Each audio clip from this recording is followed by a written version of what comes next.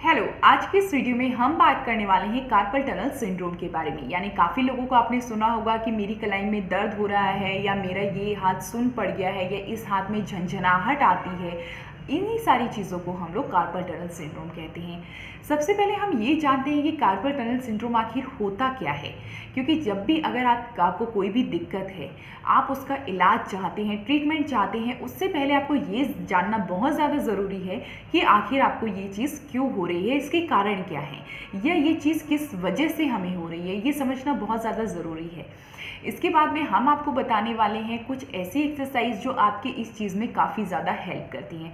काफ़ी बार लोगों को पता रहता है कि हमारी कलाई में दर्द हो रहा है या उनको ये सिंड्रोम है, इसके बाद भी वो टाइम पे एक्सरसाइज नहीं करते या उसका ध्यान नहीं रख पाते, जिसके बाद में सिर्फ एक सर्जरी का ऑप्शन ही अवेलेबल रहता है। अगर आप लोगों के साथ भी ऐसी प्रॉब्लम है और आप सर्जरी से बचना चाहते हैं तो हमारी जो एक्सरसाइज बताई हुई हैं उसको रेगुलर तौर पे करें और बहुत ध्यान से उन एक्सरसाइज को देखें, ताकि आपको ये सिंड्रोम में काफ़ी ज़्यादा रिलीफ मिल जाए। तो चलिए आज का वीडियो स्टार्ट करते हैं। वीडियो स्टार्ट करने से पहले चैनल को सब्सक्राइब कर दीजिए और बेल आइकन बटन ऑन करना ना भूलें।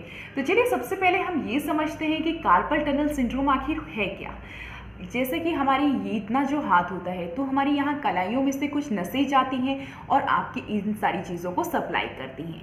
अगर उस नस पे यानी मीडियन नर्व पे अगर आपके दबाव पड़ रहा है, प्रेशर पड़ रहा है, यानी आप कई बार हाथों को जो टाइप करते हो बहुत ज़्यादा यूज़ रखते हो तो ऐसे फोल्ड रहती है, अगर उस पर किसी तरीके का प्रेशर पड़ रहा है तो वो आपकी इन सारी चीज़ों में दर्द करने लगता है। यानी यहाँ से कलाई के ऊपर से ये जो हाथ है ये पूरा जो है वो पेन करने लगता है, या इसमें सूनापन आ जाता है, या फिर इसमें झंझनाहट हो जाती है। कई बार लोग तो ये कंप्लेन भी लेके आते हैं कि सोते सोते उनका हाथ सुन्न हो जाता है, फिर उन्हें उठ के अपने हाथ को इस तरीके से झटकाना पड़ता है, तब जाके उन्हें कहीं आराम मिलता है। काफ़ी लोगों की ये भी कंप्लेन रहती है कि हम इस तरीके से कुछ भी पकड़ना चाहें बट वो नहीं पकड़ में आता है और वो इस तरीके से छूट जाता है। तो ये सारी जो चीज़ें होती हैं ये कार्पल टनल सिंड्रोम में होती हैं। अगर आपको भी इनमें से कोई भी प्रॉब्लम हो रही है तो हो सकता है आपको भी ये सिंड्रोम जो है वो हो। तो चलिए बात करते हैं कि अब ये जो सिंड्रोम है ये किन किन लोगों को ज़्यादा होने के चांसेस रहते हैं। उन लोगों को ज़्यादा होने के चांसेस रहते हैं जो अपनी कलाइयों का बहुत ज़्यादा यूज़ करते हैं, और कलाइयों का सबसे ज़्यादा यूज़ करने वालों में जो लोग आते हैं वो आते हैं कंप्यूटर ऑपरेटर्स। यानी कंप्यूटर पे आप लंबे टाइम तक अगर काम करते हो, उसमें बहुत सारे लोग आते हैं, ऑफिस वाले लोग भी आते हैं, जो गेमिंग करते हैं वो लोग भी आते हैं, डेंटिस्ट भी आते हैं। तो ऐसे कोई भी प्रोफेशन आप ले लीजिए जिसमें कलाई का बहुत ज़्यादा यूज़ होता है, तो इन लोगों को कार्पल टनल सिंड्रोम होने के ज़्यादा चांसेस होते हैं, क्योंकि मैक्सिमम चीज़ें आप इसी तरीके से अपनी कलाई का ओवर यूज़ करते रहते हो। यानी जितना यूज़ आपको करना चाहिए उससे बहुत ज़्यादा आप यूज़ करते हो, तो इस कारण से आपको ये सिंड्रोम जो है वो हो सकता है। या फिर आपकी कलाई में चोट लग गई है या कोई ट्रॉमा हो गया है तो भी आपको ये सिंड्रोम हो सकता है। कई बार ये सिंड्रोम जो है वो प्रेगनेंसी के 3rd ट्राइमेस्टर में भी देखा गया है। या फिर काफ़ी लोगों की आदत होती है जब भी वो बेड से उठते हैं, चेयर से उठते हैं, अपनी कलाई का सपोर्ट लेके उठते हैं, मतलब कलाई के सहारे ऐसे करके उठते हैं, तो हमारी ये जो कलाई होती है इसमें पूरा प्रेशर पड़ता है। तो जो लोग इस तरीके की पोस्चर से भी उठते हैं तो उन लोगों को भी कार्पल टनल सिंड्रोम जो है वो हो सकता है। बात करते हैं जो लोग इंडस्ट्री में काम करते हैं, फैक्ट्रीज़ में काम करते हैं और ठक ठक करके, यानी कोई भी उनकी जो हाथ में टूल है यानी कोई भी औजार है उससे बहुत ज़्यादा अगर अपनी कलाइयों का यूज़ करते हो तो उन लोगों में भी ये प्रॉब्लम बहुत ज़्यादा देखी गई है। साथ ही ओबेसिटी के साथ भी ये प्रॉब्लम देखी गई है, यानी जैसे जैसे मोटापा बढ़ता है तो भी ये कार्पल टनल सिंड्रोम जो है वो आ सकता है। इसी के साथ में काफ़ी सारी चीज़ें ऐसी भी होती हैं कि कभी इंजरी हो गई है, नर्व इंजरी हो गई है, आपको पता नहीं चला, या फिर आपने काफ़ी लंबे टाइम तक उस चीज़ को पे ध्यान नहीं दिया, यानी हल्का हल्का दर्द हो रहा है आपने ध्यान नहीं दिया, तो वो धीरे धीरे दर्द जो है वो बढ़ता जाएगा, उसकी इंटेंसिटी बढ़ती जाएगी। तो चलिए बात करते हैं, ये सारी चीज़ें हो गई हैं, अब हम इस चीज़ को किस तरीके से ठीक कर सकते हैं, मतलब किन किन एक्सरसाइज के हेल्प से आप ये चीज़ जो है वो ठीक कर सकते हो। तो चलिए सबसे पहले मैं आपको बताती हूँ कि आपको क्या क्या एक्सरसाइज करनी है।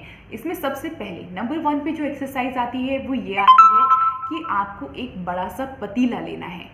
पतीला यानी कोई भी ऐसा बर्तन ले लो जिसमें आप जो है वो पानी पूरी तरीके से भर लो।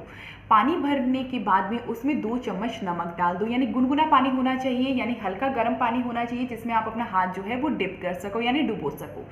आपको जो अपना हाथ है वो इस तरीके से उसमें डिप करके रखना है, 1 मिनट तक डिप करें, फिर इसको निकालें और अपनी अंगुलियों को बाहर की तरफ खींचें। ऐसा आपको 1 से 2 मिनट इस तरीके से खींचना है। 1 मिनट आपने खींचा, फिर आप पानी में डिप करें, 1 मिनट तक रखें और फिर आप इसको बाहर निकालें और इस तरीके से ऐसे बाहर की साइड में अंगुलियों को खींचें। जैसे ही आप बाहर की साइड खींचते हैं तो आपके यहाँ पर थोड़ा खिंचाव महसूस होता है और ये आपको बहुत ज़्यादा आराम देगा। तो सबसे पहले एक्सरसाइज ये है कि आपको कोई भी बड़ा बर्तन लेना है, उसमें हल्के गुनगुने पानी में नमक डालना है, उसमें 1 मिनट तक हाथ डुबोएं, बाहर निकालें, हाथ अंगुलियों को पीछे की साइड खींचें और इस तरीके से आपको ये जो है वो डेली रिपीट करना है। अब बात करते हैं सेकंड एक्सरसाइज की। सेकंड एक्सरसाइज में आपको क्या करना है कि आपको इस तरीके से हाथ रखना है। जैसे मैंने ऐसे रखा है, साइड से आप बहुत इजीली देख पाएंगे। इस तरीके से आप हाथ रखें, ठीक है। ऐसे हाथ रखा, एकदम स्ट्रेट होना चाहिए। जो आपकी एल्बो है वो भी एकदम स्ट्रेट होनी चाहिए। ये तरीके से आपका हाथ नीचे होना चाहिए। फिर आप दूसरे हाथ की मदद से इसको पीछे लेके जा सकते हैं। इसको पीछे खींचेंगे तो आपको, जैसे आप सामने से देखते हैं तो इस ऐसे आप पीछे खींचें। इसको पीछे खींचने से आपके यहाँ पर थोड़ा स्ट्रेच मिलेगा, यानी खिंचाव मिलेगा।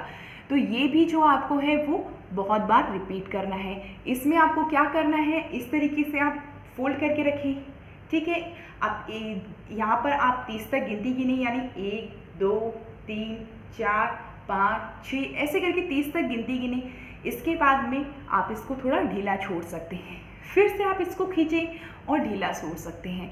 ऐसा आपको 10 से 15 बार जो है वो करना है। दूसरी चीज़ मैं आपको बताती हूँ कि तीसरी एक्सरसाइज आप कैसे कर सकते हैं। ये आपकी दूसरी एक्सरसाइज से थोड़ी सिमिलर है। इसमें आपको क्या करना है, इस तरीके से हाथ किया, दूसरे हाथ को, यानी आपने ऐसे हाथ किया, ये मेरा दूसरा हाथ है, दूसरे हाथ को मैं ऐसे लेके गई और अंगूठे को मैंने पकड़ लिया। तो ये देखिए, इस तरीके से मैंने अंगूठे को पकड़ा और अब मैं अंगूठे को पीछे की साइड खींच रही हूँ। पीछे की साइड खींच रही हूँ तो मेरे यहाँ पर जो है वो खिंचाव महसूस हो रहा है। ये भी आपको इस सिंड्रोम में काफ़ी ज़्यादा मदद करता है। तो आपको ये एक्सरसाइज भी करनी है। ये भी आपको 10 से 15 बार जो है वो रिपीट करना है। इसके बाद में नेक्स्ट मैं आपको बताती हूँ कि आपको क्या करना है। मान लीजिए मेरे इस हाथ में दर्द है। अब आप, जैसे कि ये दीवार है, इसका सहारा ले सकते हैं। इसमें आपको इस तरीके से, जैसा कि आपको दिख रहा होगा, बिल्कुल जैसे कि मैं आगे कर रही हूँ, इस तरीके से आप करें। इसको आप दीवार की साइड लेके जाएं। आपकी जो ये कोहनी है ये पूरी सीधी होनी चाहिए। इसको इस तरीके से आप रखें और आपको ये जो है, आप बिल्कुल अपना पोस्चर स्ट्रेट रखेंगे, यानी आपकी गर्दन और बैक कंप्लीटली स्ट्रेट रखेंगे। और जो आपका ये जो कंधा है, इसी के सहारे, यानी इस तरीके से, जैसे मैंने इस साइड हाथ किया है, इस साइड आपको दीवार की तरफ हाथ करना है और इस तरीके से इसमें खिंचाव लेके आना है। अगर आप ऐसे खिंचाव लेके आते तो आपको यहाँ पर थोड़ा सा खिंचाव महसूस होगा। ऐसा आपको 10 से 15 बार रिपीट करना है। तो ये कुछ सिंपल एक्सरसाइज है। अगर आप ये करते हैं तो आपको कार्पल टनल सिंड्रोम में काफ़ी ज़्यादा मदद मिलेगी। होपफुली आपको ये एक्सरसाइज काफ़ी अच्छे से समझ में आई होंगी। आगे आने वाली वीडियो में हम थोड़ी और एक्सरसाइज में इंक्लूड करेंगे। ये एक्सरसाइज आपको 10 से 15 मिनट जो है वो करनी है। गर्म पानी का, जो मैंने गुनगुने पानी का सेक बताया है, वो भी आपको करना है। इसके साथ में आपको क्या चीज़ें ध्यान रखनी है कि आप अपनी कलाइयों का ओवर यूज़ ना करें, यानी बहुत ज़्यादा यूज़ ना करें, लिमिट में यूज़ करें। फिर आप थोड़ा रेस्ट ले लें और उसके बाद में आप वापस यूज़ करें। क्योंकि कई बार क्या होता है, अगर आपने टाइम से एक्सरसाइज नहीं की, टाइम से ध्यान नहीं दिया, तो लास्ट में इस चीज़ में आपको सर्जरी करवानी पड़ती है। तो इसीलिए अगर आप टाइम से ध्यान देते हैं, एक्सरसाइज करते हैं, तो आपका ये जो कलाइयों का जो दर्द है, जो सूनापन है, वो भी धीरे धीरे करके है चला जाता है। तो होपफुली आज का वीडियो आपके लिए काफ़ी इन्फॉर्मेटिव रहा होगा। आपको एक्सरसाइज काफ़ी अच्छे से समझ में आई होंगी। अगर अभी भी आप कुछ पूछना चाहते हैं तो नीचे कमेंट बॉक्स में लिख के पूछ सकते हैं। अगर आपको ये हमारा वीडियो पसंद आए तो इस वीडियो को जितना हो सके उतना अपने फ्रेंड्स के साथ, फैमिली के साथ और स्पेशली उन लोगों के साथ ज़रूर शेयर करें जिनकी कलाइयों में दर्द होता है, सूनापन है या उनको झंझनाहट फील होती है। तो उन लोगों के साथ ज़रूर शेयर करें। उनको ये एक्सरसाइज बहुत ज़्यादा हेल्प करने वाली हैं। और हमारे चैनल को सब्सक्राइब करना ना भूलें। Thank you.